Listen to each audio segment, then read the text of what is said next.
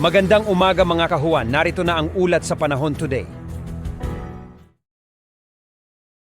Tuluyan pang lumakas itong si Bagyong Julian at isa na itong severe tropical storm category as of 4 a.m. today. At huling namataan yung location nito sa layong 305 kilometers silangan ng Apari, Cagayan. Ito ay may taglay na lakas ng hangin na malapit sa gitna na umaabot sa 95 kilometers per hour at pagbugso na umaabot sa 115 kilometers per hour. Kasalukuyan itong gumagalaw west-northwestward sa bilis sa 10 kilometers per hour.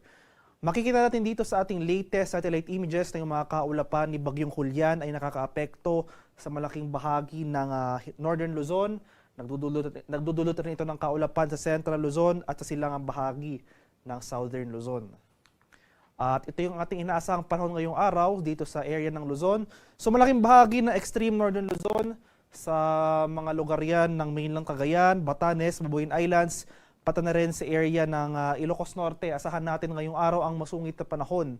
Ito yung mga malalakas sa pag-ulan at mga pabugso-bugsong hangin na dala ni Bagyong Julian. Samantala, maulap na kalangitan rin na sasamahan ng mga kalat-kalat na pag-ulan, pagkulog at pagkidlat dito sa nalalabing bahagi ng Northern Luzon, most of Central Luzon, pati na rin dito sa lalawigan ng Quezon at Camarines provinces. Kaya sa mga lugar na ito, especially dito sa malaking bahagi ng Hilangang Luzon, maghanda tayo sa mga banta ng pagbaha at pagguho ng lupa.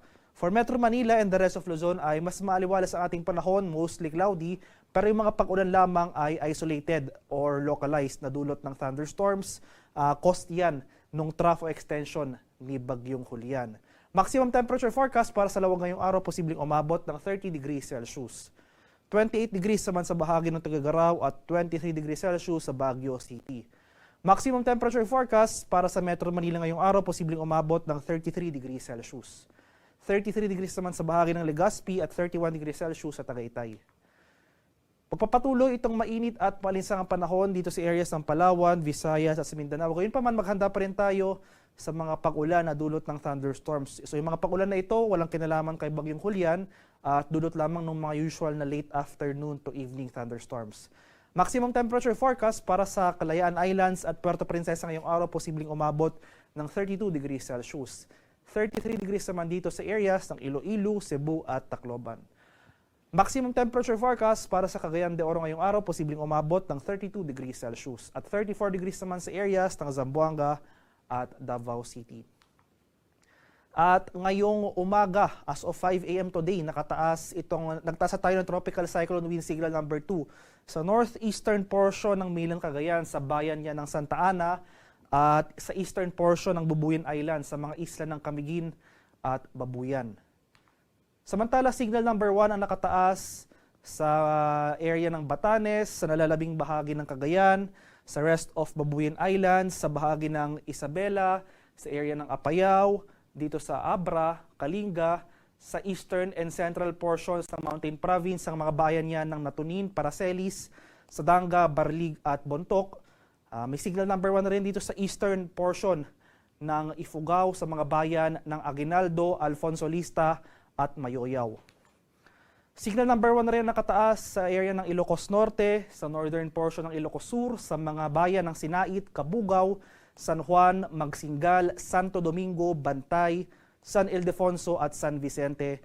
May signal number 1 rin dito sa northern portion ng Aurora, sa mga bayan ng Dilasag at Kasiguran. Kaya sa mga areas na nabanggit, sa mga areas na may nakataas tayong warning signal or wind signal, especially areas under tropical cyclone wind signal number 2, ay maghanda na tayo ngayon pa lang sa mga banta ng malalakas na hangin na dala ng papalapit na Bagyong Julian. And yung pinakamataas na warning signal na posible nating i-issue para sa bagyong ito ay wind signal number 4.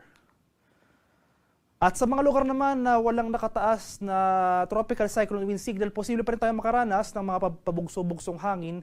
So ngayong araw, sa mga areas ng Aurora, Calabarzon, Romblon at Bicol Region, asahan natin yung mga pagbugso ng hangin. And tomorrow, bukas, makakaranas rin tayo ng mga malalakas na hangin o yung gusts of wind dito sa area ng Pangasinan, Zambales, Bataan, Aurora, Quezon Province, Romblon at Bicol Region.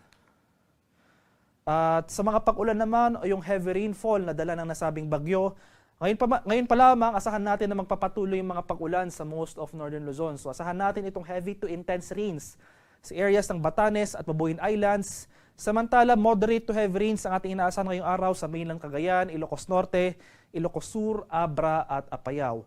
And starting tomorrow, makakaranas na tayo ng intense torrential rains sa bahagi ng Batanes at Babuyan Islands. Mas malakas pa yung mga pag-ulan dito sa mainland Cagayan. Heavy to intense rains dyan, pati na rin dito sa area ng Ilocos Norte. And moderate to heavy rains sa mga lalawigan ng Apayao, Abra, Ilocos Sur, La Union at Benguet. Pagsapit naman ng Martes ay magpapatuloy itong intense torrential rains.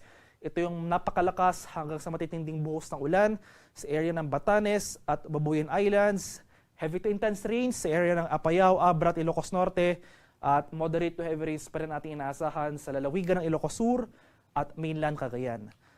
Kaya sa mga nabanggit na lugar, especially sa mga malapit sa low-lying areas or flood-prone areas, maging handa pa rin tayo. Manatiling handa tayo at alerto sa mga banta ng pagbaha at pagguho ng lupa dahil inaasahan natin na tuloy-tuloy ang pag-ulan na ating mararanasan sa mga susunod na araw throughout the passage ni Bagyong Julian.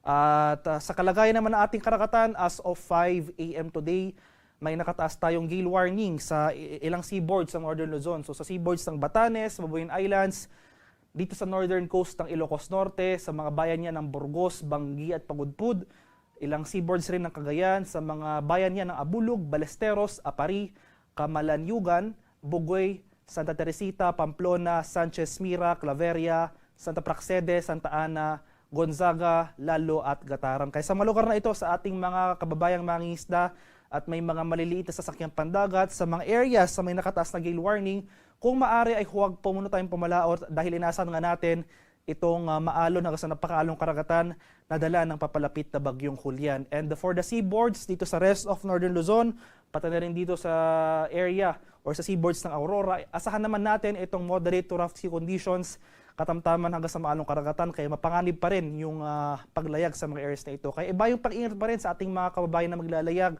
dito sa seaboards of Northern Luzon and dito sa seaboards ng Aurora area. At ito nga yung ating latest track and intensity forecast para kay Severe Tropical Storm Julian. So starting today hanggang Tuesday morning, magpapatuloy yung generally northwestward and then west-northwestward na paggalaw ng nasabing bagyo patungo dito sa area ng Batanes at Babuyan Islands. And then Tuesday afternoon onwards, throughout the rest of the forecast period, ay magiging pahilaga na yung galaw na nasabing bagyo and then northeastward patungo dito sa karagatan sa silangang bahagi ng Taiwan, malapit dito sa northern boundary ng ating Philippine Area of Responsibility. At mataas na nga yung tsansa ng landfall o yung close approach scenario natin. Ganoon pa rin ating tinitingnan na scenario sa ngayon. Posibleng maglandfall ito or lumapit ng bahagya yung sentro ng bagyo dito sa area ng Batanes at Babuyan Islands. Posible yan bukas. So mataas yung tsansa ng landfall sa areas na ito tomorrow. And then this evening or so ngayong gabi hanggang bukas sa madaling araw, inaasahan natin yung patuloy na paglakas si Bagyong Julian into a typhoon category. At mataas nga yung chance ng rapid intensification sa mga susunod na araw, kaya hindi natin tinatanggal yung posibilidad na maging isang ganap na super typhoon itong si Bagyong Julian sa mga susunod na araw.